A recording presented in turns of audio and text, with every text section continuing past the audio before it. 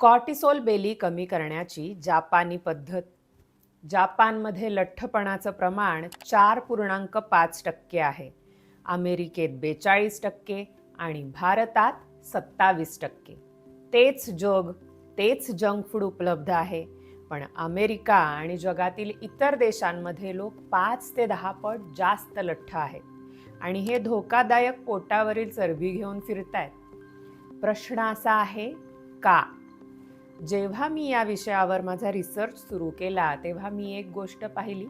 जापानी लोक कॅलरीज मोजत नाहीत.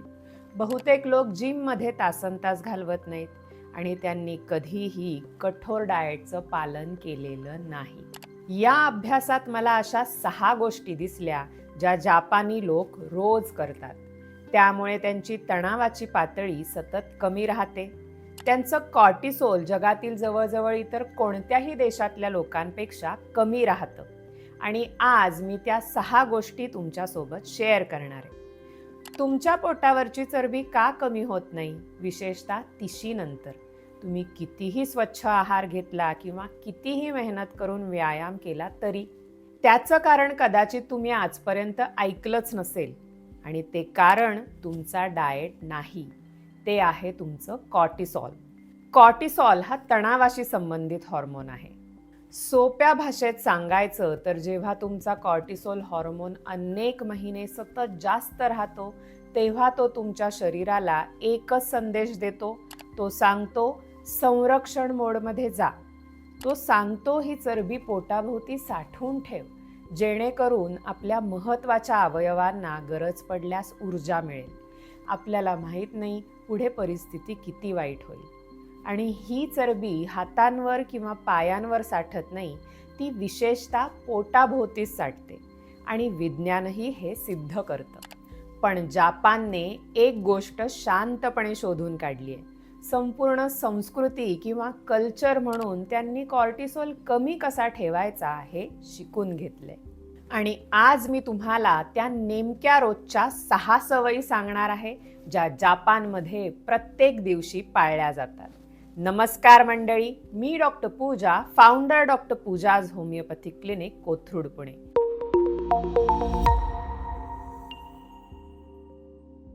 वेळ न घालवता थेट मुद्द्यावर येऊ. पहिली सवय आहे शिनरिन योकू. आपण या सवयीपासून सुरुवात करू, कारण ही गोष्ट मला सर्वात जास्त आश्चर्यचकित करणारी वाटली. आणि खरं सांगायचं तर या यादीतली ही कदाचित सर्वात वेगळी गोष्ट आहे. आणि मला खात्री आहे की तुम्ही याबद्दल यापूर्वी कधीच ऐकलं नसेल. शिनरिन योकूचा अर्थ आहे फॉरेस्ट बाथ, म्हणजेच जंगलाच्या वातावरणात स्वतःला पूर्णपणे बुडवून घेणं. याचा अर्थ झाडांमधून हळूहळू चालणं, हातात फोन नाही, कानात हेडफोन्स नाहीत, कोणतंही ठरलेलं ठिकाण नाही, फक्त 20 ते 30 मिनिटं निसर्गात पूर्णपणे उपस्थित राहणं. जेव्हा तुम्ही जंगलात असता तेव्हा झाडं नैसर्गिकरित्या हवेत एक विशेष संयुग सोडतात ज्याला फायटोनसाइट्स म्हणतात. त्यांना झाडांकडून मिळणारं अदृश्य औषध समजा. झाडं ते हवेत सोडतात आणि तुमची फुफ्फुसं ते आत घेतात. तुमची त्वचाही ते शोषून घेते आणि त्यामुळे तुमच्या नर्वस सिस्टममध्ये मोजता येण्याजोगा बदल होतो. तुमचं शरीर स्ट्रेस मोडमधून बाहेर पडतं, म्हणजे ज्या अवस्थेमुळे तुमचं कॉर्टिसोल सतत वाढलेलं असतं त्या अवस्थेतून शरीर रिकव्हरी मोडमध्ये जातं. तुमचं कॉर्टिसोल कमी होतं, तुमचा रक्तदाब कमी होतो आणि तुमच्या हृदयाचे ठोकेही मंदावतात. आणि ही फक्त एक भावना किंवा अनुभव नाही, यामागे खऱ्या अर्थाने संशोधन आहे. हा सिस्टमिक रिव्ह्यू स्टडी आहे. यामध्ये संशोधकांनी एक नाही तर तब्बल 22 वेगवेगळ्या संशोधनांचा अभ्यास केला. हे सर्व संशोधन फॉरेस्ट बेदिंगवर आधारित होतं आणि जवळजवळ प्रत्येक संशोधनात एकच गोष्ट दिसून आली. शहरात वेळ घालवण्याच्या तुलनेत जंगलात काही वेळ घालवल्यानंतर कॉर्टिसोलची पातळी मोजता येईल इतकी कमी झाली होती. आणि हे अगदी स्वाभाविक आहे, बरोबर? जंगलात असण्यापेक्षा शहरात राहिल्यावर आपल्याला जास्त तणाव जाणवणारच. जापानमध्ये कामावर जाण्यापूर्वी शाळेनंतर किंवा वीकेंड्सला लोक उद्यानांमध्ये आणि हिरव्यागार जागांमध्ये अगदी शांतपणे फिरताना दिसतात. स्टेप्स पूर्ण करण्याची घाई नाही, वेगाने चालणं नाही, फक्त त्या क्षणात उपस्थित राहून निसर्गाचा सुंदर अनुभव घेतात. म्हणून मी तुम्हालाही हेच करायला सांगणार आहे. त्यासाठी जापानमधलं जंगल शोधायची गरज नाही. तुमच्या घराजवळचं छानसं हिरवाईने भरलेलं एखादं उद्यान पुरेसं आहे, किंवा झाडांनी वेढलेली एखादी सुंदर पायवाट, किंवा कुठलीही मोकळी हिरवी जागा, टेकडी. तुमचा फोन घरी ठेवा किंवा किमान खिशातच ठेवा. हळूहळू चाला, वर बघा, आजूबाजूला बघा, खोल श्वास घ्या. 30-40 मिनिट निसर्गात घालवा आणि शक्य असेल तर अशा ठिकाणी रोज फेरफटका मारा. ही एकच सवय पोटावरील चरबीकडे पाहण्याचा तुमचा संपूर्ण दृष्टिकोन बदलू शकते. जर ही माहिती तुम्हाला आवडत असेल तर व्हिडिओला एक हलकासा थम्स अप नक्की द्या. कारण ऑनलाईन कॉर्टिसोल आणि पोटावरील चरबी यांच्यातील थेट संबंधाबद्दलची योग्य माहिती ती सुद्धा मराठीमध्ये फारशी अवेलेबल नाहीये. आणि इथेच थांबा, कारण दुसरी सवय तर अजूनच इंटरेस्टिंग आहे. जापानी लोकांनी ती नकळत शोधून काढली. 1965 मध्ये ती सवय फक्त मार्केटिंगची एक युक्ती होती. पण काही दशकांनंतर संपूर्ण जगाने तिलाच आरोग्याचा सुवर्ण नियम मानायला सुरुवात केली. जापानमध्ये चालणं हा व्यायाम नाही, तो फक्त एका ठिकाणाहून दुसऱ्या ठिकाणी जाण्याचा नैसर्गिक मार्ग आहे. त्यांच्या रोजच्या जीवनशैलीचा एक महत्त्वाचा भाग आहे. मुलं शाळेत पायी किंवा सायकलने जातात. 90% जास्त मुलं असंच करतात. मोठी माणसं रेल्वे स्टेशनपर्यंत चालत जातात. एका ट्रेन लाईनवरून दुसऱ्या लाईनवर जाण्यासाठी चालतात. त्यांच्या परिसरात दिवसभर चालत फिरतात आणि हे सगळं त्यांच्या दैनंदिन आयुष्याचा अगदी सामान्य भाग आहे. संशोधन सांगतं की जापानी लोक जिममध्ये एकदाही न जाता दररोज 7,000 ते 8,000 पावलं चालतात. याच्या तुलनेत भारतात हा आकडा सुमारे 4,000 पावलांचाच आहे. तुम्ही कायम ते 10,000 पावलांचं प्रसिद्ध टार्गेट ऐकता, ज्याबद्दल मी सुद्धा बऱ्याच वेळा बोलते. तो कधीच वैज्ञानिक संशोधनातून आलेला निष्कर्ष नव्हता. ते खरं तर मार्केटिंगचं एक घोषवाक्य होतं. 1965 मध्ये जापानमध्ये एका कंपनीने मॅनपोके नावाचं एक पेडोमीटर बाजारात आणलं. मॅनपोकेचा शब्दशः अर्थ आहे 10,000 पावलं मोजणारं यंत्र. त्यांनी 10,000 हा आकडा निवडला कारण जापानी भाषेतील 10,000 हे चिन्ह चालणाऱ्या माणसासारखं दिसतं. हा आकडा ऐकायलाही चांगला वाटत होता, लक्षात ठेवायलाही सोपा होता आणि तो लोकांच्या मनात कायमचा बसला. हळूहळू ही गोष्ट त्यांच्या संस्कृतीचा भाग बनली आणि त्यानंतर अनेक वर्षांनी संशोधनानेही हे सिद्ध केलं, जेव्हा तुम्ही आरामशीर गतीने चालता तेव्हा तुमचे स्ट्रेस हॉर्मोन्स वाढत नाहीत. उलट तुमच्या नर्वस सिस्टमचा तो भाग सक्रिय होतो जो तुमचं कॉर्टिसोल कमी करण्याचं काम करतो. याशिवाय तुमचे स्नायू काम करू लागतात आणि चालताना इन्सुलिनची मदत न घेता थेट रक्तातील साखर वापरतात. यामुळे इन्सुलिन कमी राहतं, म्हणजे चरबीचं साठणं कमी होतं, कॉर्टिसोल कमी राहतो, तणाव कमी होतो आणि दररोज पोटावरील चरबी साठण्याचा सिग्नल ही कमी होत जातो. आणि ते सुद्धा अगदी मोफत.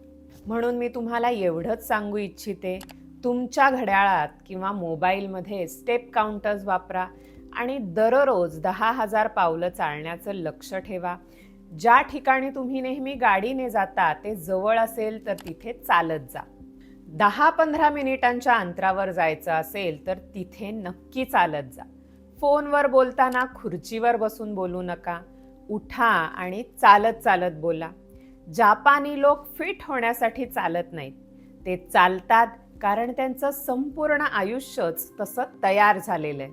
आणि आपल्याला सुद्धा आपलं आयुष्य अशाच प्रकारे घडवण्याची गरज आहे. आता तिसरी सवय, ती खरं तर एक पेय आहे.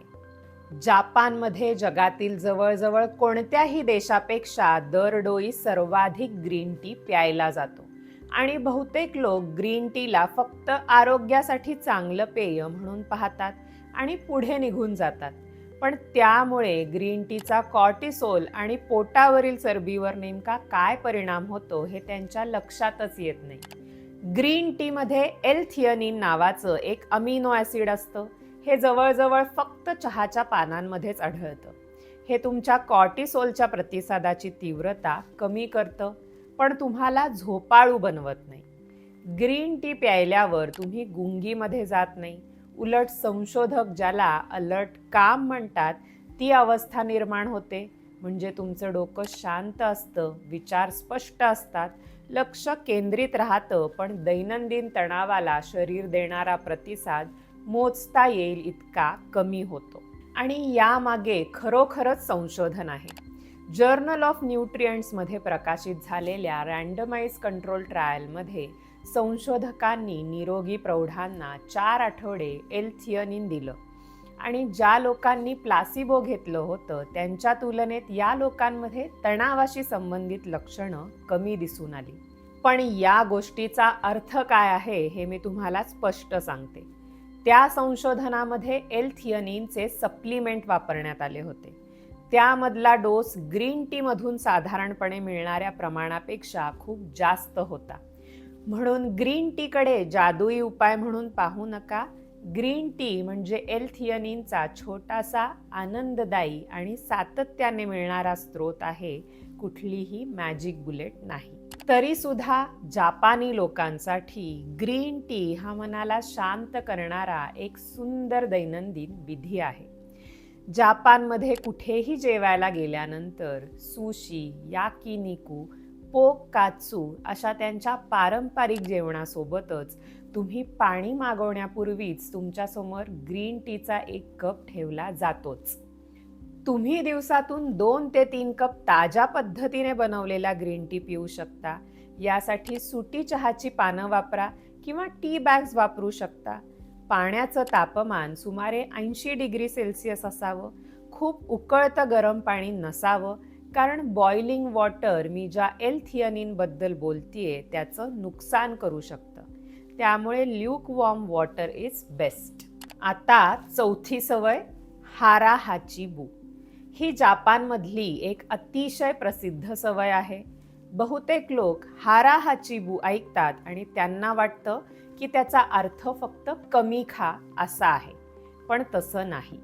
हारा हाचिबू ही एक शिकवण आहे आणि ओकिनावामध्ये तिचं अतिशय काटेकोरपणे पालन केलं जातं. ओकिनावा हे असं बेट आहे जिथे जगातले सर्वाधिक 100 वर्षांपेक्षा जास्त वयाचे लोक राहतात आणि याचा अर्थ आहे 80% पोट भरल्यावर खाणं थांबवा. मला ही सवय खूप इम्पॅक्टफुल वाटली. पण आता पाहूया याचा कॉर्टिसोलशी काय संबंध आहे. जेव्हा तुम्ही पोट दुखेपर्यंत भरपूर जेवता, जसं पाश्चात्य देशांमध्ये बहुतेक लोक करतात आणि कधी-कधी मी सुद्धा अशी चूक करते, तेव्हा तुमच्या रक्तातील साखर झपाट्याने वाढते. त्यानंतर इन्सुलिनचाही मोठा स्पाइक येतो. इन्सुलिन म्हणजे चरबी साठवणारा हॉर्मोन आणि या स्पाइक नंतर रक्तातील साखर झपाट्याने खाली येते. तुमचं शरीर या सगळ्याला तणावाची परिस्थिती समजतं आणि मग रक्तात पुन्हा पुरेशी साखर आणण्यासाठी कॉर्टिसोल सोडलं जातं. लक्षात ठेवा, कॉर्टिसोल जो फाईट फॉर फ्लाईट हॉर्मोन आहे तो शरीरात पुन्हा साखर सोडतो, जेणेकरून तुमच्याकडे पटकन वापरता येईल असा ऊर्जेचा स्रोत उपलब्ध असेल. जर तुम्ही हेच दिवसातून 3 वेळा दररोज वर्षानुवर्ष करत राहिलात तर तुमचं कॉर्टिसोल कायमच जास्त राहू शकतं आणि त्याचा तुमच्या मानसिक तणावाशी काहीही संबंध नसतो. तो पूर्णपणे तुम्ही कशा पद्धतीने जेवता याच्याशी संबंधित असतो. म्हणूनच आजपासून जेवताना क्षणभर थांबा आणि स्वतःला विचारा, माझं समाधान झालं आहे का? माझं पोट 80% भरलंय का? जर तुम्ही असं केलं तर तुमच्या रक्तातील साखर हळूहळू वाढेल. इन्सुलिनचं प्रमाण तुलनेनं कमी राहील आणि जेवणानंतर नेहमी जाणवणारा साखरेचा क्रॅश तो होणारच नाही. आणि हेच एक मोठं कारण आहे की ओकिनावामध्ये 90 ते 100 वर्षांचे लोक इतकी कमी पोटावरील चरबी घेऊन जगतात. जर ओकिनावामधल्या लोकांची जीवनशैली, त्यांच्या 100 वर्षाहून अधिक निरोगी आयुष्याचं रहस्य आणि त्यामागचं शास्त्रीय संशोधन याविषयीचा सविस्तर व्हिडिओ तुम्हाला पाहायचा असेल तर मला कमेंटमध्ये नक्की कळवा. तुमचा प्रतिसाद चांगला मिळाला तर या विषयावर उपलब्ध वैज्ञानिक पुराव्यांचा सखोल अभ्यास करून एक पूर्णपणे रिसर्च आधारित व्हिडिओ घेऊन येण्याचा मी नक्की प्रयत्न करेन. निरोगी, दीर्घ आणि दर्जेदार आयुष्य जगण्यासाठी हा व्हिडिओ तुम्हाला निश्चितच उपयुक्त ठरेल. त्यामुळे चॅनलला नक्की सबस्क्राईब करा. आता हे प्रत्यक्षात कसं करायचं? तुमच्या पुढच्या जेवणापूर्वी स्वतःला म्हणा किंवा माझा आवाज आठवा, हारा हाची भूक. फक्त हा शब्द आठवा. तो थोडा विचित्र वाटेल पण तो खरंच काम करतो, कारण तो तुम्हाला एका क्षणासाठी थांबवतो. हळूहळू खा, घासांमध्ये चमचा खाली ठेवा, प्रत्येक घास 20 वेळा व्यवस्थित चावा.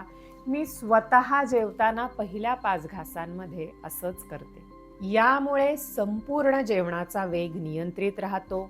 जेवण झाल्यानंतर पुन्हा काही खाण्यापूर्वी 20 मिनिटं थांबा. तुम्हाला जाणवेल की तुमचं पोट खरंच भरलंय, कारण तुमचं पोट भरल्याचा संदेश मेंदूपर्यंत पोहोचायला सुमारे 20 मिनिटं लागतात. आता 5व्या सवयीकडे वळूया, ओफुरो. जापानमध्ये जवळपास प्रत्येक घरात, प्रत्येक हॉटेलमध्ये आणि प्रत्येक बाथ हाऊसमध्ये ही गोष्ट पाहायला मिळते. ओफुरो म्हणजे रात्री गरम पाण्यात आंघोळ करण्याची जापानी परंपरा. जापानमध्ये रात्री गरम पाण्याने आंघोळ करणं ही काही चैनीची गोष्ट नाही. ती त्यांच्या दैनंदिन जीवनाचा एक भाग आहे आणि ती सवय त्यांच्या संस्कृतीमध्ये अगदी खोलवर रुजलेली आहे. इतकंच नाही, त्यांची घरं सुद्धा या गरम पाण्याच्या आंघोळीभोवतीच डिझाईन केलेली असतात. आणि इथे आपण फक्त शॉवरबद्दल बोलत नाही आहोत. आपण बोलतोय 40 डिग्री सेल्सिअस तापमानाच्या पाण्यात 15 ते 20 मिनिट संपूर्ण शरीर बुडवून बसण्याबद्दल. शॉवर नाही तर पूर्णपणे पाण्यात भिजून केलेली आंघोळ. आता पाहूया असं केल्यावर तुमच्या शरीरात नेमकं काय घडतं. तुमची नर्वस सिस्टम 2 प्रकारच्या सेटिंग्सवर काम करते. एक गॅस पेडल आणि दुसरं ब्रेक, म्हणजे फाईट ऑर फ्लाईट किंवा रेस्ट अँड डायजेस्ट. हे गॅस पेडल म्हणजे तुमची तणावाची अवस्था. जेव्हा तुमचा पाय गॅस पेडलवर असतो तेव्हा कॉर्टिसोल वाढतं. तुम्ही सतर्क राहता आणि तुमचं शरीर पोटाभोवती चरबी साठवण्यासाठी तयार होतं. आणि दुसरीकडे ब्रेक म्हणजे तुमचा रिकव्हरी मोड. या अवस्थेत कॉर्टिसोल कमी होतं, हृदयाचे ठोके कमी होतात आणि तुमचं शरीर विश्रांती, पचन आणि गाढ झोपेसाठी तयार होतं. गरम पाण्यात शरीर बुडवून बसणं हा ब्रेक थेट दाबण्यासारखाच परिणाम करतो. वैज्ञानिक भाषेत सांगायचं तर यामुळे वेगस नर्व सक्रिय होते. वेगस नर्व म्हणजे तुमच्या मेंदू आणि शरीराच्या शांत करणाऱ्या प्रणालीला जोडणारी मुख्य नस. जेव्हा तुम्ही गरम पाण्यात बसता तेव्हा तुमच्या शरीराचं आतलं तापमान वाढतं आणि बाहेर आल्यानंतर शरीर थंड होऊ लागतं. हे तापमान कमी होणं तुमच्या मेंदूसाठी सर्वात शक्तिशाली संकेतापैकी एक असतं की आता गाढ झोपण्याची वेळ झाली आहे. आणि गाढ झोपेमध्येच तुमचं शरीर सर्वाधिक प्रमाणात कॉर्टिसोल कमी करतं. म्हणजे ही गरम पाण्याची आंघोळ तुम्हाला रात्री झोपेत असतानाच कॉर्टिसोलचा सर्वोत्तम रिसेट होण्यासाठी तयार करते. आता हे प्रत्यक्षात कसं करायचं? 40 डिग्री सेल्सिअस तापमानाचं पाणी, 15 ते 20 मिनिट आंघोळ, पण झोपण्याच्या सुमारे 2 तास आधी, कारण तुमच्या शरीराला पुन्हा थंड होण्यासाठी वेळ लागतो आणि झोपेचा योग्य सिग्नल मिळण्यासाठी हे थंड होणं आवश्यक असतं. आता समजा तुमच्या घरी बाथटब नाही तर 10 मिनिटांचा गरम शॉवर घेतला तरीही याचा थोडाफार परिणाम मिळू शकतो. पण इथे मी एक महत्त्वाची सूचना देऊ इच्छिते. जर तुम्हाला हृदयाचा आजार असेल किंवा लो ब्लड प्रेशर असेल किंवा तुम्ही गर्भवती असाल तर हे सुरू करण्यापूर्वी तुमच्या डॉक्टरांचा सल्ला नक्की घ्या, कारण ही पद्धत प्रत्येकासाठी योग्य असेलच असं नाही. पण ही सवय सलग 2 आठवडे करून पहा आणि तुमच्या झोपेमध्ये काय बदल होतो हे स्वतः अनुभवा. सकाळी उठल्यावर तुम्हाला कसं वाटतं हेही लक्षात घ्या. आता वळूया शेवटच्या सवयीकडे, इचिजू सान्साय. ही सवय फक्त अन्नाबद्दल नाही तर जेवणाची रचना कशी असावी याबद्दल आहे. जापानमध्ये ही गोष्ट अगदी सामान्य आहे, पण जगातील अनेक लोकांनी तिला कधीच आरोग्यदायी सवय म्हणून पाहिलेलं नाही. ही फक्त तुमचं रात्रीचं जेवण कसं दिसतं याबद्दल आहे. इचिजू सान्साईचा अर्थ आहे 1 सूप आणि 3 पदार्थ. ही एक पारंपरिक जेवणाची पद्धत आहे. यामध्ये साधारणपणे मिसो सूपची 1 वाटी, थोडासा भात आणि 3 साईड डिशेस असतात, ज्यामध्ये एक प्रोटीनयुक्त पदार्थ, एक भाजी आणि एक फर्मेंटेड पदार्थ असतो. उदाहरणार्थ फर्मेंटेड लोणचं, किमची किंवा फर्मेंटेड मुळा. म्हणजे एक मोठी प्लेट किंवा एक मोठी भरलेली वाटी नाही, तर अनेक छोट्या वाट्यांमध्ये वेगवेगळे पदार्थ. याच जेवणाच्या रचनेमुळे कॉर्टिसोलमुळे होणाऱ्या पोटावरील चरबीविरुद्ध मदत मिळते. सुरुवात सूपपासून होते. गरम सूप तुमचं पोट भरायला सुरुवात करतं आणि भुकेची तीव्रता कमी करतं. त्यामुळे तुम्ही एकूण कमी अन्न खाता. सोप्या भाषेत हे तुमच्या मेंदूला सांगायला सुरुवात करतं, लवकरच तुझं पोट भरणार आहे. याशिवाय सूपमुळे प्रत्येक घास अधिक रुचकर वाटतो आणि खूप मोठ्या प्रमाणात अन्न न खाताही तुम्हाला समाधान मिळतं. फर्मेंटेड पदार्थांचाही विशेष फायदा होतो. संशोधन सांगतं की फर्मेंटेड पदार्थ तुमच्या आतड्यातील मायक्रोबायोमची विविधता वाढवतात, जे तुमच्या शरीरातील दाह, इन्फ्लमेशन कमी करण्यास मदत करतं. त्यामुळे रक्तातील साखर हळूहळू वाढते, इन्सुलिन कमी राहतं आणि संपूर्ण जेवणादरम्यान तुमच्या हॉर्मोन्सवर होणारा परिणाम एका मोठ्या भरलेल्या प्लेटच्या तुलनेत खूपच शांत आणि संतुलित असतो. मग हे प्रत्यक्षात कसं करायचं? रात्रीच्या जेवणात सगळं अन्न एका मोठ्या प्लेटमध्ये वाढण्याऐवजी वेगवेगळ्या छोट्या प्लेट्स किंवा वाट्यांमध्ये वाढा. सोबत एक छोटंसं सूप ठेवा.